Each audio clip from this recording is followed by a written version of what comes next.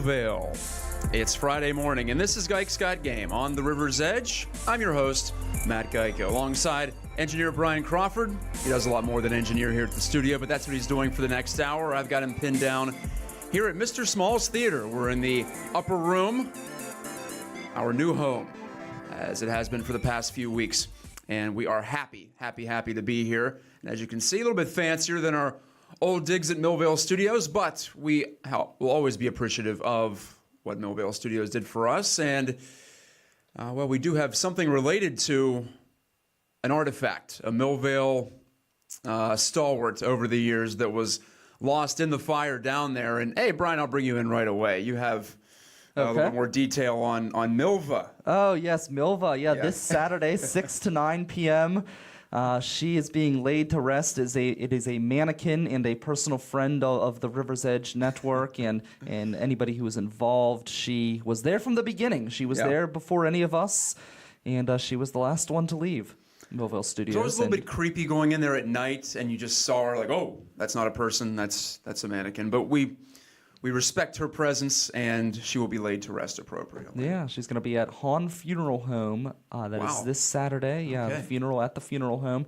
6 to 9 p.m. There's going to be live music, beer, and food for the wake, so it's definitely something you want to come to. And the money raised through the ticket sales will actually go to benefit the artists who lost supplies in the fire. Okay, yeah. A little bit of a combination there. You have, of course, the wake, the funeral, and then also trying to build it up and get Millvale Studios back to where it needs to be. So a town tradition here. She lives and dies for the studio. She will be properly accommodated. And as she moves on to the great beyond, wherever mannequins go when they pass away from this mortal coil. Recycling plant? Maybe, possibly. Maybe she'll become something different in her next life, as some religious beliefs would lead you to think that we do that too. At any rate, that gives you a taste of what the River's Edge is all about. We don't take ourselves too seriously here, although we are serious about providing online radio and also video content. You can find us on the Facebook stream, Facebook Live, and that portal is also always available at riversedge.com/live, riversedgepgh.com, /live. So that's where you can find our shows, including live right now. On this Friday morning, my show used to be a little bit earlier in the day. Now we're rolling from 10 to 11. And as always, it's a jam-packed hour. I only get to speak with you once a week, so I usually have a lot to say. And on this July 28th, 2017, on this hour of power, we'll figure out if the Pirates should really, quote-unquote, go for it ahead of Monday's Major League Baseball trade deadline. In fact, that is my opening argument. I'll get to that in just a bit. Also, I'll lament one regrettable aspect of the start of Steelers training camp in Latrobe, which kicked off, look at that pun, kicked off at St. Vincent College yesterday. And that'll be part of my Ban the Cliche segment. And to wrap the show later on, just before the 11 o'clock hour, I'll talk about one member of the champion Penguins who might have been given a bad rap for no reason last season. That'll be detailed in the final number. A reminder, you can find me on social media, on Facebook at Matt Gike Sports Media. You spell my last name Gajtka if you're not watching on the Facebook live stream. And the stream is always linked at Matt Gike Sports Media, courtesy of the tech genius of Brian Crawford. And also, I am on Twitter promoting content and things that I do, and also just opening up my brain for public consumption. That's at Matt Gike. No spaces, no underscores. When you have a weird name like me, you have that luxury, at least. So always grateful for that. Once you get past the spelling, I think you'll be able to find me rather easily there. And I was reminded of that Polish heritage that gave me that last name yesterday when I spent some time with my parents, taking advantage of some free babysitting. Our 9-month-old Lucas was there in Weirton, West Virginia, just about 40 minutes west of here. That's where I grew up. And the upcoming Polish Fest put on by my church. That's always a summertime tradition in early August, so I'll be making another journey back that way on Route 22. Also, well, speaking of music, we're about music here at River's Edge. I saw Incubus with Jimmy Eat World with my wife on Wednesday night. Getting my days confused, but Wednesday night at KeyBank Pavilion in Burgettstown. That was always a luxury growing up in that area. I know people living east of town or in this area, maybe north and south, probably thought that was a bit of a pain, and that's been alleviated with the onset of the Stage AE era on the North Shore. So you have that, but if you want that traditional amphitheater setting, you had to go all the way out west. For me, though, it was right next door, right in my backyard. That was quite wonderful. So mixing in the music and the sports is always one thing that has amused me as I've gone to concerts there over the years is the proliferation of Steelers jerseys as the summer progresses. You could always tell. And I worked there, in fact, for a couple of summers, but even when I was there just for pleasure, you could always tell how close we were to Steelers training camp by how many black and gold jerseys were out there. In fact, a member of Incubus was wearing a number 11 or 17 Steelers jersey. I couldn't figure out which one. If it were 11, it was the departed Marcus Wheaton. He's not dead. He just moved on to a different team.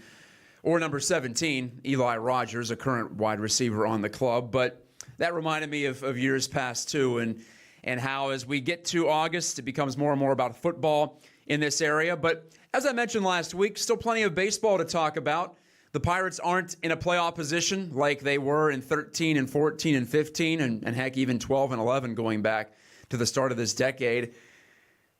It's more like last year. They're out of a playoff spot, and you wonder, are they better served loading up this year and trying to make the postseason in this season, or should we look ahead? Should they punt the football down the road and say that this year, yeah, they might make it, but they'll still probably have to fight long odds, not just to make the playoffs, but to advance in the playoffs. And let's be real, the goal is a National League pennant and a World Series. It's not just sneaking into the playoffs, too. So if you're trying to win the flags, if you're trying to get the NL pennant, if you're trying to get the World Series trophy, the Commissioner's Trophy at the end of the year, which I think is the goal of every Major League team, and Neil Huntington, Pirates GM, has often said that. If you're trying to do that, then maybe it's not the best idea to maximize your playoff chances for 1 year and instead do what the Pirates are trying to do, which is be there year after year.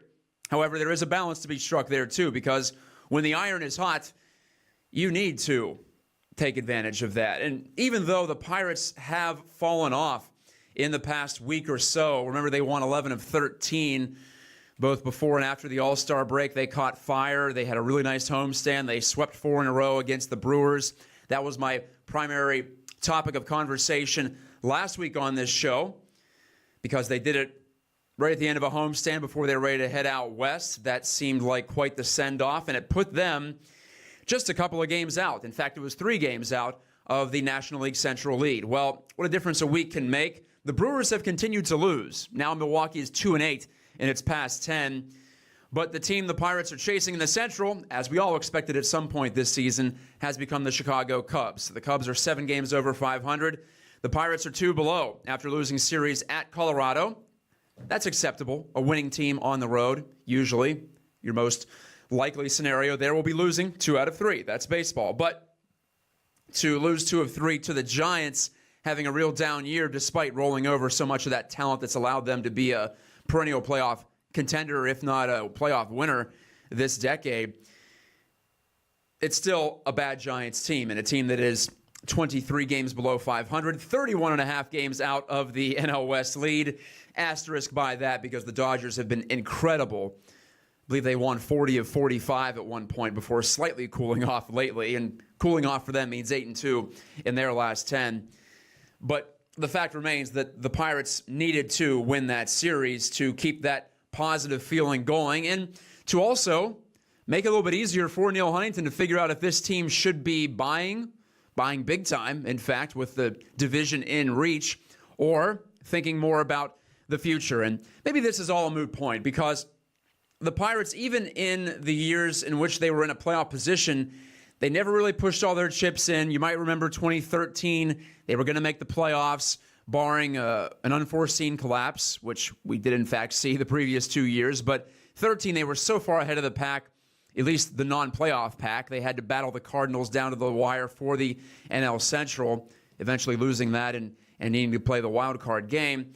But even then, in that year when they were, I want to say, 30 games over 500 on the 4th of July, the Pirates just added incrementally. They picked up Marlon Byrd, which ended up being a nice add, but they just needed to trade a prospect, a mid-level prospect at that, in Dilson Herrera, to pick him up from the Mets. They didn't give much at all to the Twins for Justin Morneau.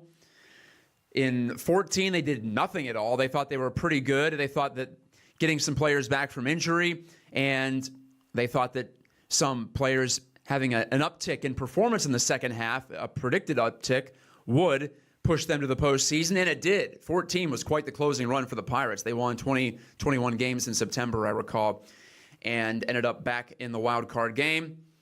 And then 2015, well ahead of the pack, but the only huge addition they got there, and I put huge in quotes too, because this was more of a big deal in Pittsburgh than it would have been in other areas, getting Aramis Ramirez from the Brewers.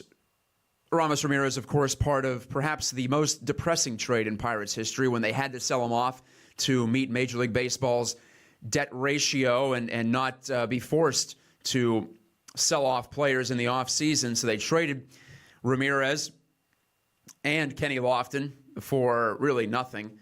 They brought back Ramirez, though, in 2015 with the team in a great playoff spot. Again, they didn't win the division. The Cardinals did that.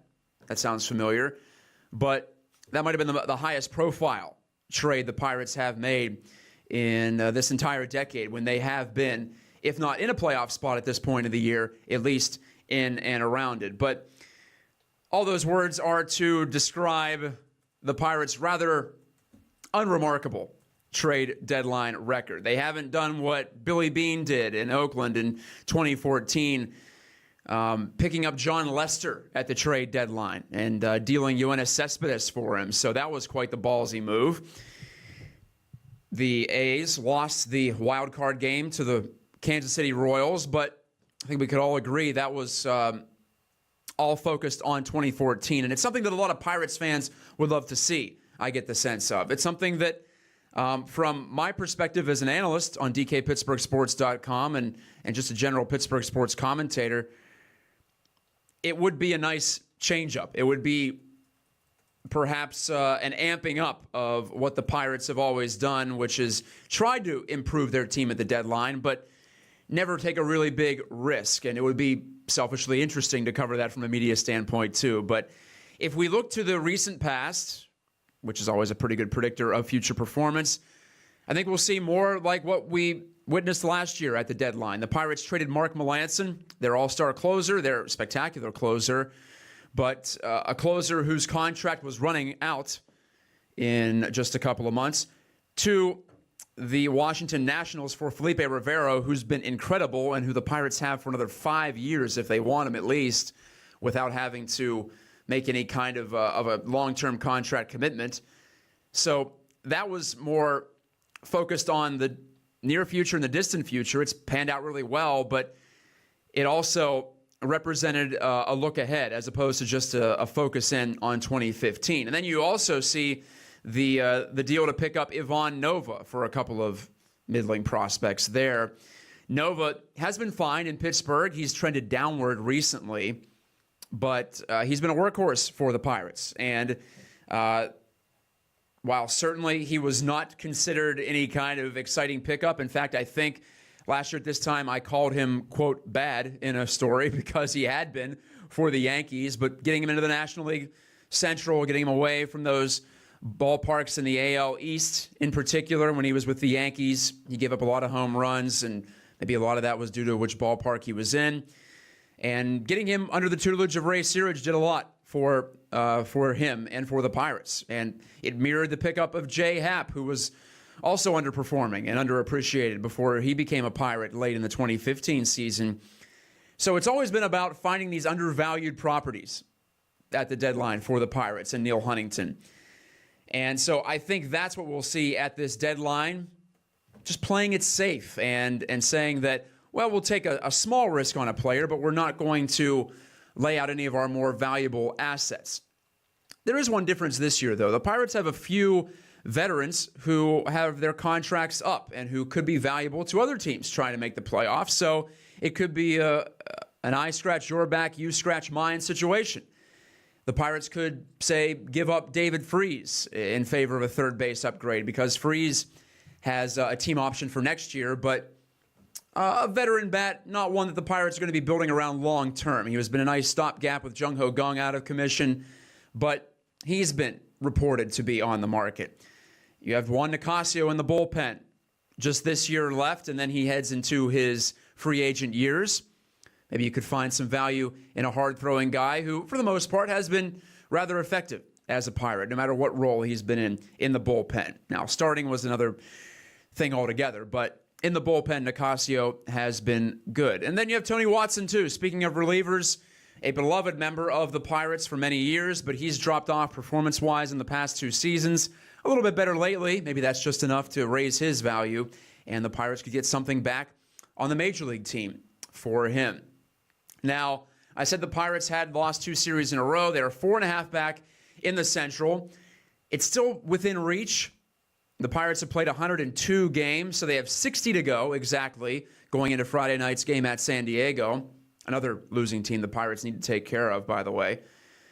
But 4.5 out with 60 to go, it's a daunting task. However, if you do win the Central, you get that bonus. You don't have to go through the wild card game. And would that ever be a relief for Pirates fans?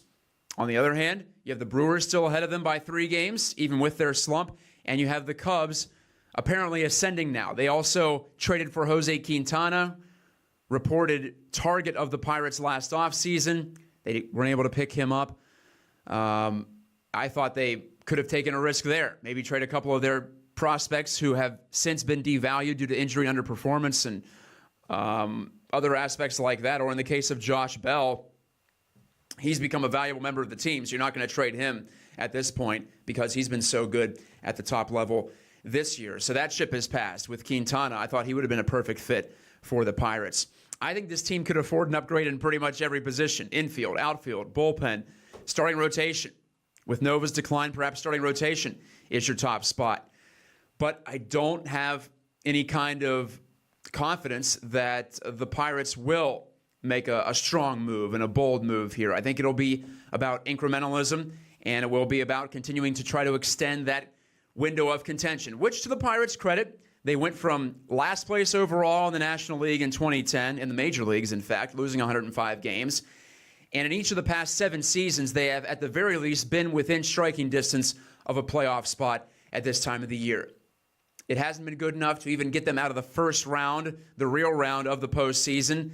And it hasn't been good enough to get them into the postseason in 3 of the previous 6 years. But in some ways, they have accomplished that. So I think that might embolden them to stick to their conservative plan. And if you're being stone cold sober about this, you look at the 4.5 game deficit, you look at 2 teams ahead of them, you look at the defending world champion Cubs, young and talented and perhaps now on the upswing in first place. I don't think I'd have a hard time contorting my mind into thinking that 2017 is out the window at this point, or at the very least, it would be smart to build for 18 and 19 and 20. So that's the way I look at it right now. It's no easy answer. It's no bold answer. It's no black and white answer for you here. But that's the problem with the Pirates. They've played poorly on this road trip, and it's taken a lot of the starch out of what they did on that homestand when they went, 6-1 against the Cardinals and the Brewers, 2 teams ahead of them in the standings. At this point now, they haven't given all that back, but they needed to really keep it up in order for them to be taken seriously, for me and for others, as a division contender this year. Let's take a step out on Gike's Got Game. That's enough for me. You'll listen to some local music. And when I return, we'll go out east to Latrobe, Pennsylvania, St. Vincent College. I'll ban a cliche. And this is just a general topic of conversation this time of the year that I think is worn out and needs to be put to bed post haste. You'll find out what that is on the other side of this break on the River's Edge. Hey, listen up for some sweet pizza discounts. Back at Mr. Small's Theater for segment number 2 of Gike's Got Game on the River's Edge. Thank you so much for being with us. Brian Crawford alongside. And, well, we talked baseball because as a commenter to our Facebook stream said, it is still baseball season. I don't like to just jump right into whatever team has started its preseason. I'm not big on talking baseball in February because I don't think people were thinking about it that much. I'm not huge on talking hockey in mid-September because the Steelers season has just gotten started and baseball is coming to its conclusion. I like to give the team that's furthest along in its season the biggest due, and that's always the way that I've operated as a sports fan, first of all, because typically those are the more important games. Those are the more important moments. Now, you could definitely look back to many times over this century and in the late 90s, too, when the Pirates were well out of it and the Penguins hadn't done anything. So it was natural to get fired up for Steelers training camp in Latrobe and seeing who was reporting to St. Vincent College, who was getting more reps at such and such a position, because there wasn't much going on and the Pirates were out of it for several weeks at that point, if not months. However, even though being out of a playoff spot has been a bit of a letdown, or a lot of a letdown for many Pirates fans compared to 13 and 14 and 15 and 12. I keep going back to 13 through 15, but 11 and 12, the Pirates were right there, and they did add at the deadline. They were buyers, to use the parlance of the day. In 11, they picked up Derek Lee, who was an underratedly good trade acquisition from the Cubs. He broke a finger, I believe, on a hit by pitch about a week into his Pirates tenure. Boy, was that ever very Pirates at the time. That felt just like their luck. But even when he came back, he was spectacular. I thought that was a tremendous addition there. And in fact, I misspoke. He was with the Orioles when the Pirates traded for him. But neither here nor there. That was the first time it felt like, oh, they added a player in order to get better for this season. So that was a totally new thing. But it's been going on now for 6 years. And I'm not about to marginalize the Pirates just because they're a couple of games under 500 and because the Penguins won the Stanley Cup for the second consecutive year.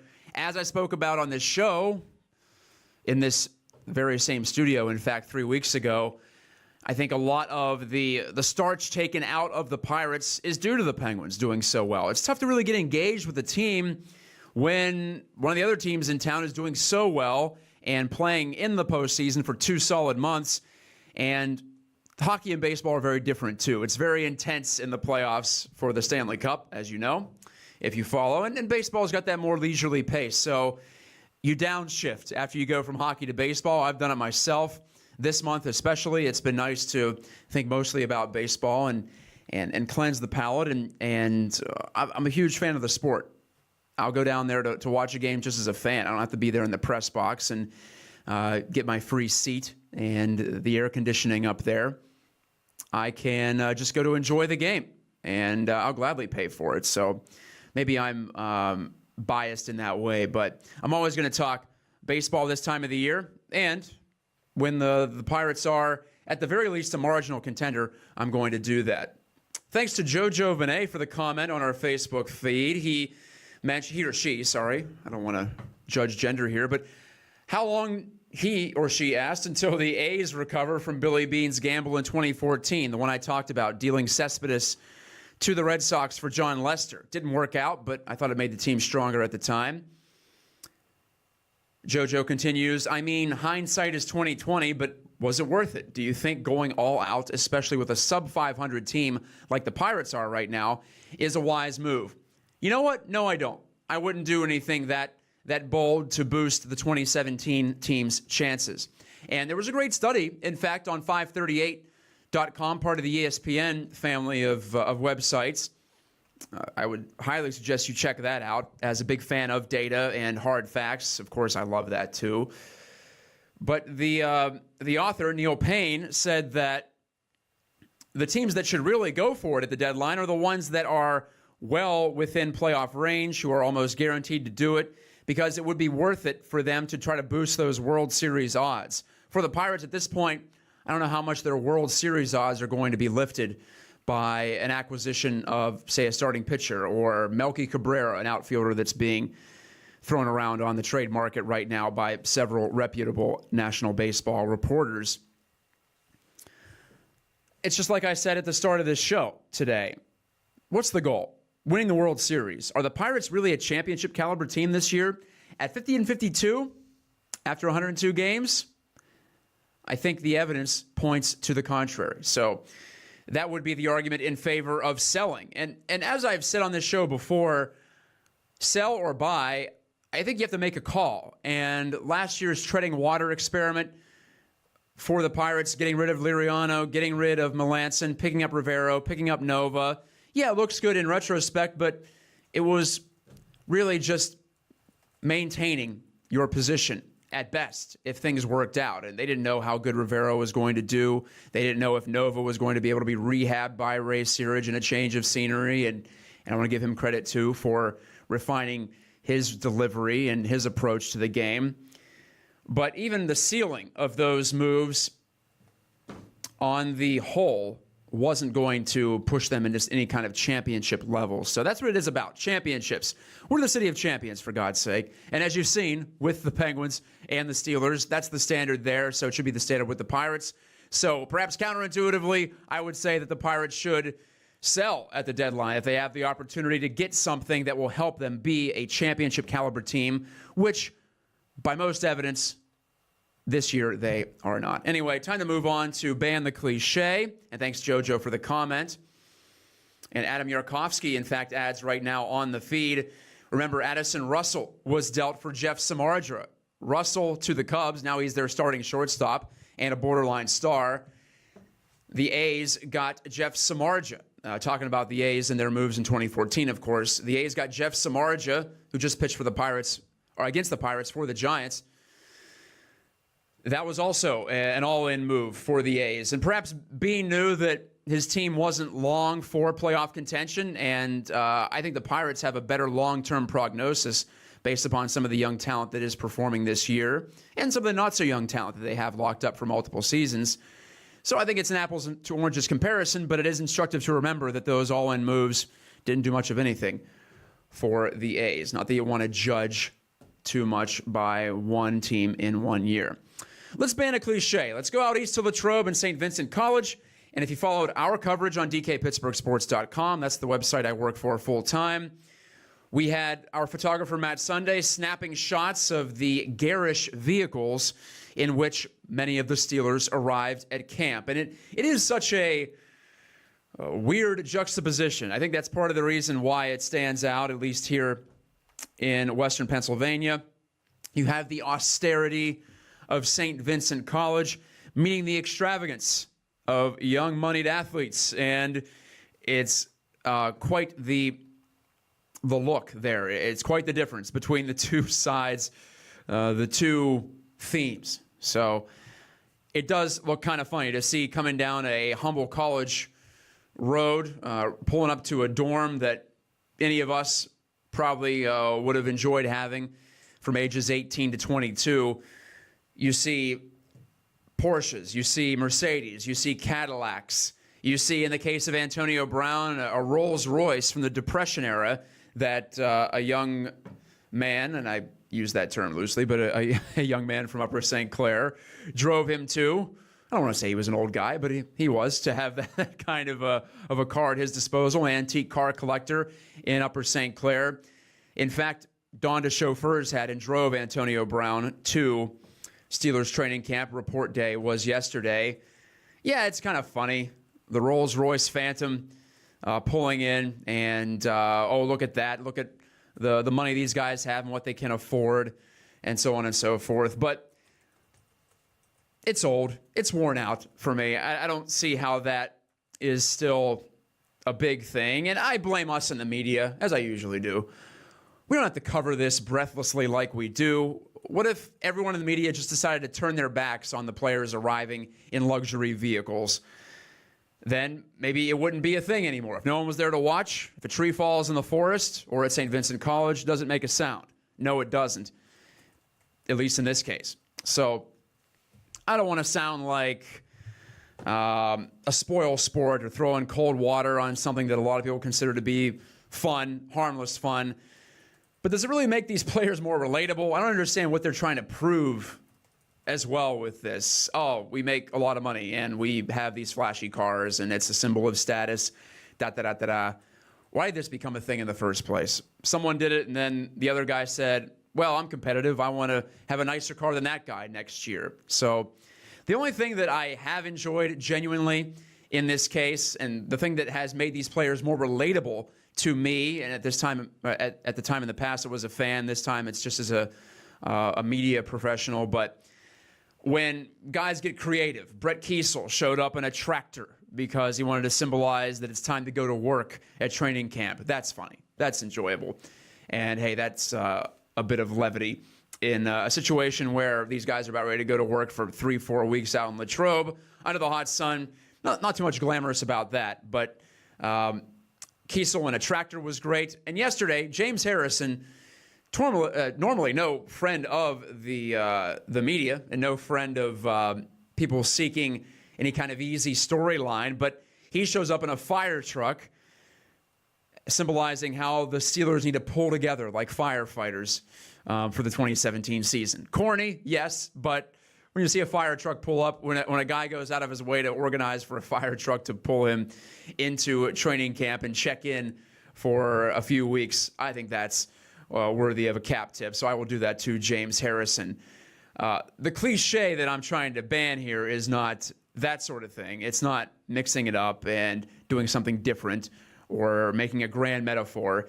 It's pulling up in cars that none of us could ever afford and that are unnecessary to drive to training camp. In fact, how much stuff for camp can you really fit in the back of a Porsche anyway?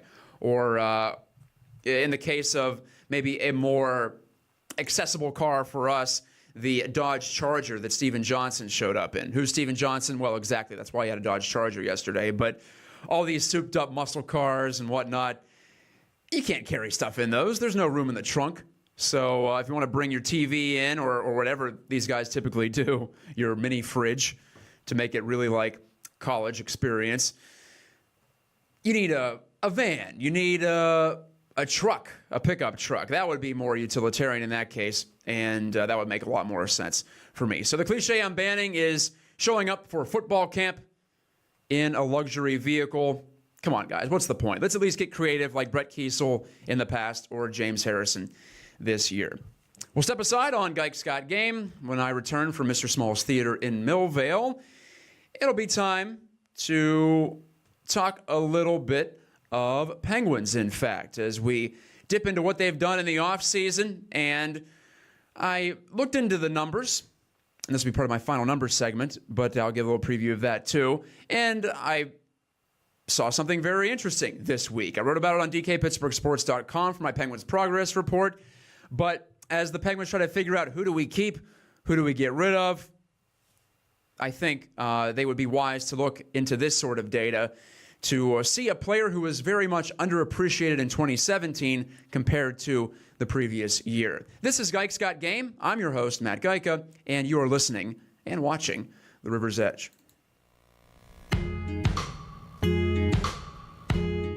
That you're listening to the River's Edge Radio Network. Standing by in Mr. Small's Theater, this is Matt Gike, and this is Gike's Got Game on the River's Edge.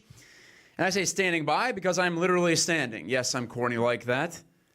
I like to do my shows on my feet. I think a little bit better on my feet than I do on my butt, so that's the way I enjoy doing it. In fact, whenever I've broadcast hockey games in particular, soccer matches too, down on the south side for the Riverhounds, I've always enjoyed just the energy that comes with standing. And I think you typically picture in your mind's eye, if you're a fan, the broadcaster sitting there in the press box, but you can project better when you stand, and I always felt more awake and aware. So here I am, and I'm wearing comfortable shoes, my Nike Cross trainers as always. In fact, Nike, if you're looking to sponsor a broadcaster, I'm available, just saying. In fact, yeah, I'll even wear Nike polo shirts if you want. I have a few of those too. I've always been a whore for Nike, Brian. I don't know how you feel about brands and what you wear. You're wearing your Pittsburgh Power Yeah, I was giveaway wondering if you would, T-shirt here. that. So Yeah, right. You're really ritzing it up. Yeah. You should have showed up at camp with the Steelers yesterday. You would have really fit right in. The indoor football team. Yeah, you know what? I enjoyed them. They were fun. The tickets were cheap and it was entertaining, and yeah, it was a good time. Tough to make it happen, So- I suppose. Do you have like a brand that you wear more often than not, No, I'm like super into generics. Okay. The only thing that I like as opposed to your opinions? Yeah. No, the only thing is like Cheerios. Like I have to eat Cheerios. I can't eat an off-brand. Didn't see that and, coming. And anybody who knows me, I eat all the off-brands. I wear the off-brands. I don't care. Yeah. But for some reason, or generic Cheerios gives me like real bad heartburn. I don't know why. Well, there you have it. So there An you endorsement for Cheerios. Yes. We'll put the box on the table right here if General Mills wants. It is General Mills, I think. I think might so. be Kellogg. I don't really know. I lived in West Michigan for a while. I should know that. They're almost all made in Battle Creek down there. Anyway, hope you've enjoyed the show so far. We have about 15 minutes to go. We'll mix in another break for local music too. And I'll get to that final number as I hyped up regarding one of the Penguins who had a supposed down season in 2016-17, but upon further review, I don't think he actually did. Do have some news to relay your way that just came across the wire. I always like to say that, even though there is no wire here. Came across the internet. I'll read directly from ESPN.com from Mark Feinaru-Wada and Steve Feinaru, a couple of their crack investigative reporters for the Outside the Lines franchise in particular.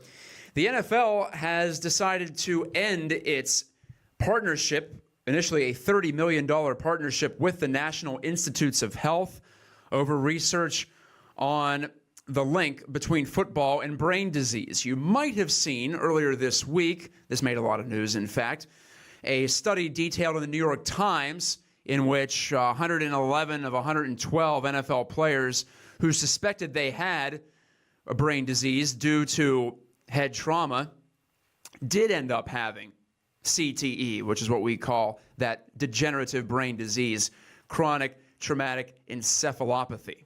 I won't say that again just because I feel like I nailed it the first time. But CTE for short, it's the degradation of brain tissue because of repeated blows to the head. Not just talking about concussions, but everyday hits to the head for players, especially on the offensive and defensive lines, helmets coming together, whether you're talking Pop Warner, junior high, high school, college, pro, you can't play football without enduring some of these so-called minor hits that aren't so minor, as it turns out, when they add up in the end. But the news today, after that New York Times study made so many waves, or New York Times story on the study made so many waves, the NFL has decided to pull out of its partnership with the National Institutes of Health, or the NIH, with $16 million of that $30 million unspent. You might recall 2 years ago that there was an Outside the Lines report that the NFL did not agree with. It did not agree with the conclusions that were drawn there by the National Institutes of Health and that were broadcast on the league's partner, ESPN, and that's a big part of it too.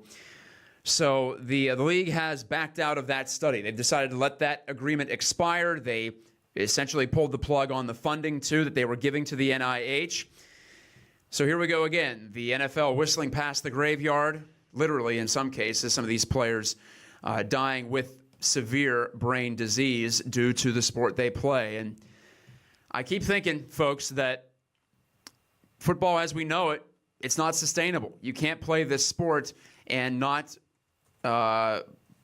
submit yourself to significant amounts of risk and degrade your brain performance and your quality of life. Not just when you're 70 and 80, that happens to a lot of people, but when you're 40 and 50 and 60.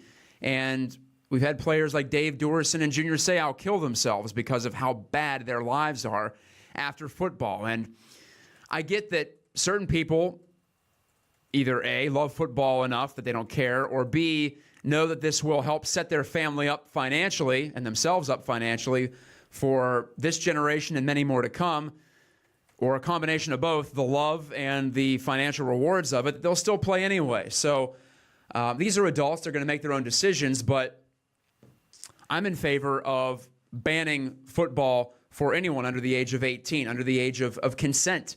If you're not an adult, I don't think you should be able to make this decision. Now, if you want to play it in college or pro, whatever. But even when you teach the right way to hit, so to speak, it's football, and there's always going to be collisions, and in particular, head-on collisions. And we could debate the reasons why and how we could try to limit that, but I don't see it as worth it. I think sports are supposed to enrich you. They're supposed to teach you life lessons, and football does that in a lot of ways, but not at the expense of your health. And in the case of some of these players, they're leaving behind loved ones, family members, friends, kids, wives, who depended on them, and now they are left to fend for themselves because either A, these players are incapable of holding down a job in their state after playing football and after football took part of their brains away from them, or these players are passed on, they're deceased, and there's no replacing that, no replacing life or quality of life for that matter. So the NFL continues to try to think it can rewrite the research and find some sort of a silver lining to this. I think it's a fool's errand, and it's not going to happen. So anyway, the news being that the NFL has pulled out of this partnership, not surprising, but disappointing. Anyway, let's talk some hockey. And this is a sport that's had its own struggle with head injuries, too, and trying to figure out a way to legislate them out of the game. At least you can play hockey without hitting someone in the head. And I don't think you can do that in football the way it's currently constructed. But anyway, moving on to the champion Penguins, and the big Penguins news this week, Monday, came down. I was surprised by this. The Penguins signed arbitration-eligible Brian Dumoulin, their defensive defenseman. That's his primary skill, keeping the puck out of his net. They signed him for 6 years and $4.1 million apiece, so he'll make slightly more than Olli Maatta on a per-year basis, and I think appropriately so because Brian's been better than Olli, more consistent than Olli in his 2 years in the league. And nothing against Maatta, who I thought played a little bit better in 16-17, but Brian Dumoulin has been rock solid in his own end. And you can look at the advanced metrics in addition to some of the traditional stats. He doesn't give up a lot. Shots, shot attempts, goals, they tend to stay out of the Penguins' net or out of the Penguins' end in general. The opponent does when Dumoulin is on the ice. And you put him back with Chris Letang next year as opposed to playing with Ron Hainsey, I think you're going to see him look a lot better than he did. But looks aside, he's a valuable player, and with the Penguins trying to shore up their defensive game after a season in which they traded chances and gave up a lot more than they wanted to, I can see the reason to re-up him and to sign him. But to give him 6 years at $4.1 million apiece, yeah, it might not look that bad in a few seasons when inflation has continued its inexorable pace in the NHL. But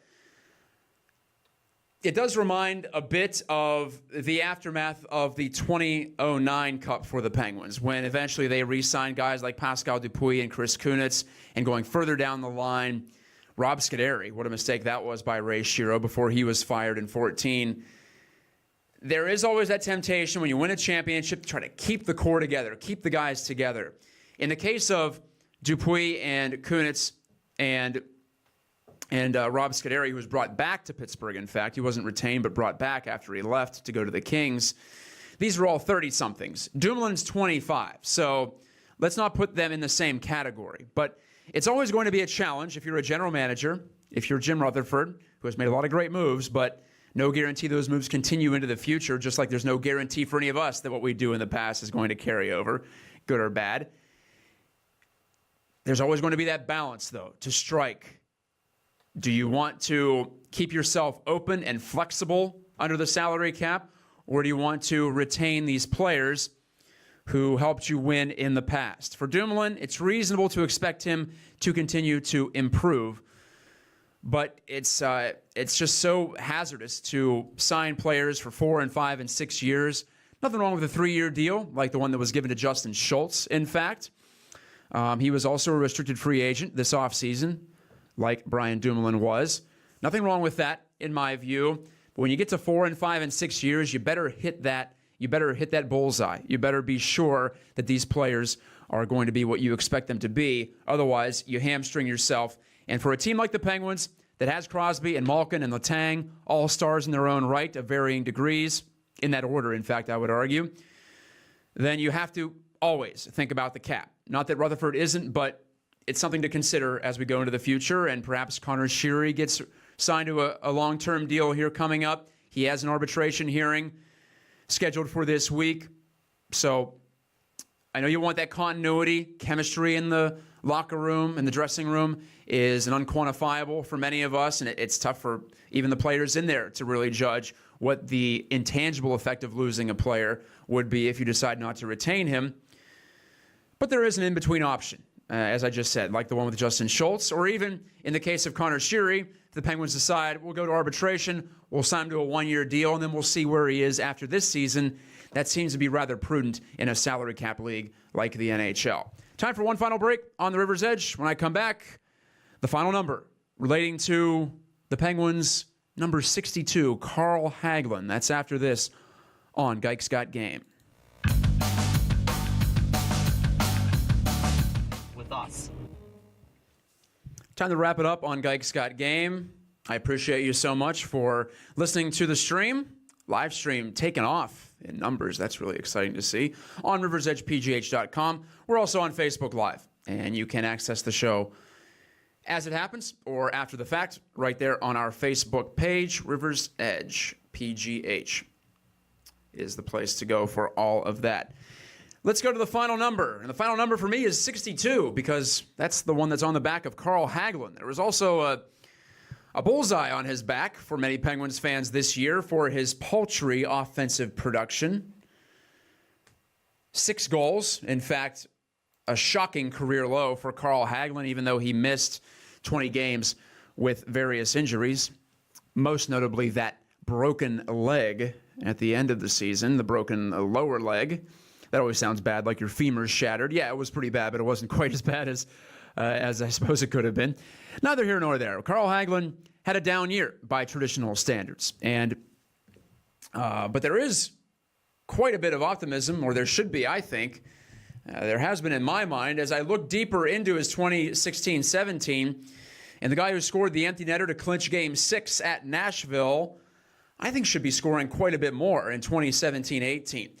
Hagelin, despite just the 6 goals and the 16 assists in 61 games, he, as he has always been in his career, was a consistent puck possession driver.